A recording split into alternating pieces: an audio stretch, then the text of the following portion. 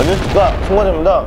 오늘은 퀄컴에서 5G 모뎀이 완벽하게 통합된 스냅드래곤 888이라는 제품을 깜짝 공개해서 소개해드리려고 가져와 봤습니다. IT 팁스터 아이스 유니버스는 트위터에 깜짝 공개된 스냅드래곤 888 칩셋 사진을 올렸습니다. 알렉스 카투지안 퀄컴 수석 부사장은 미국 샌디에고 본사에서 디지털 가상 플랫폼 방식으로 개최한 퀄컴 스냅드래곤 테크 서밋 2020 연설에서 스냅드래곤 888을 공개했습니다. 모두가 예상했던 스냅드래곤 875를 건너뛰고 888을 출시한 것으로 보여집니다. 이번 스냅드래곤 888은 차세대 플래그십 5G 시스템 온칩입니다. 별도의 5G 모뎀이 필요했던 이전 세대 스냅드래곤 865와는 다르게 스냅드래곤 888은 5나노미리의 퀄컴 X60 모뎀이 완벽하게 통합되었습니다. 퀄컴은 5나노미리로 급증하는 것이 전력 효율에도 좋고 스펙트럼의 mm웨이브 및 6GHz 미만 대역에서도 5G 캐리어의 집계를 개선할 수 있다고 주장을 하기도 했습니다. 이로써 5G 통신망을 사용했을 때도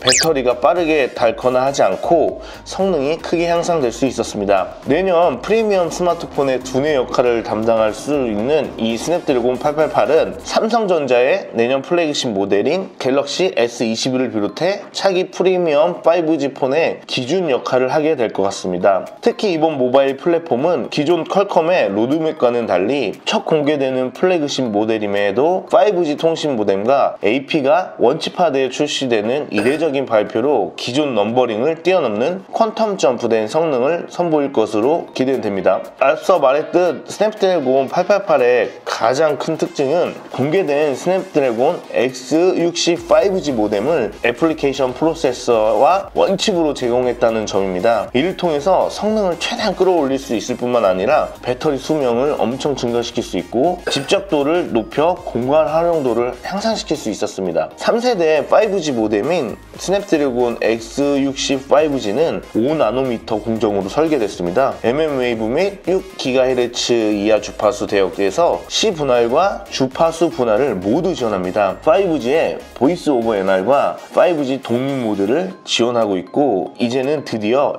LTE에 기대지 않고 음성통화까지 5G 하나만으로도 가능한 시대가 열리게 된 것입니다. 모뎀 안테나 솔루션은 최대 초당 7.5GB의 다운로드 속도와 최대 초당 3GB 업로드 속도를 지원할 수 있습니다. 5G 독립 모드 SA 모드에서는 6GHz 이하 대역의 캐리어 어그리게이션을 통해 단일 주파수 성능 최고 데이터 속도를 2배 향상시켰습니다. 6GHz 이하 주파수에서는 주파수 묶음 기술을 지원하고 있습니다. 쉽게 말해서 6GHz 이하 대역에서 사용할 수 있는 기술을 지원해 LTE 스펙트럼의 효율적인 사용이 가능해졌다는 말입니다. 게다가 AI 부분에서도 많은 부분을 강화한 것으로 엿볼 수 있는데요. 퀄컴 헥사곤 프로세서로 재무장한 신규 6세대 퀄컴 AI 엔진은 26 TOPS 즉 초당 10조 회의 연산 속도의 성능을 발휘하여 AI 부분에 있어서 많은 부분 향상을 이루어진 것으로 확인할 수 있습니다. 그리고 퀄컴은 스냅드래곤 888은 그래픽 처리 장치 성능을 업그레이드하는 데 중점을 뒀다라며 따라서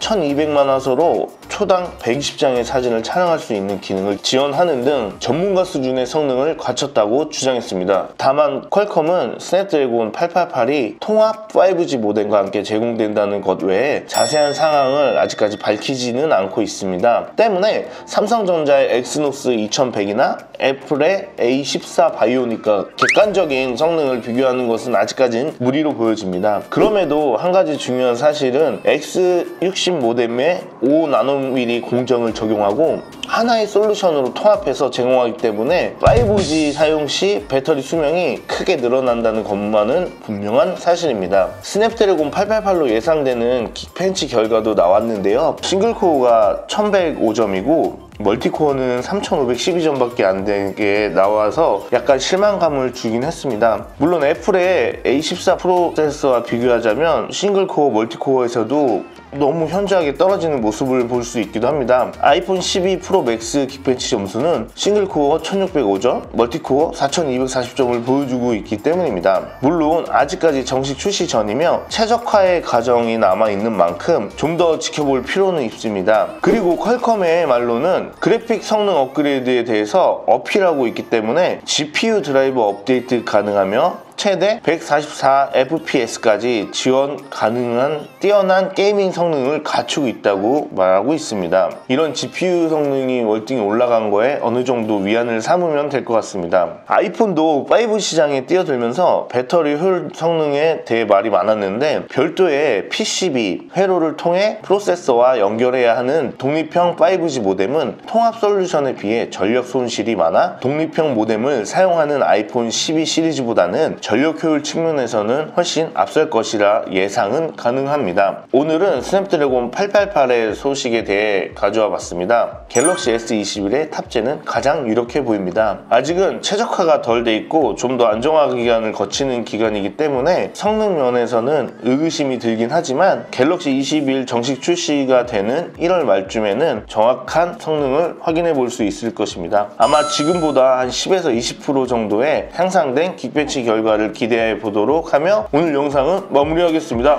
감사합니다. 구독, 좋아요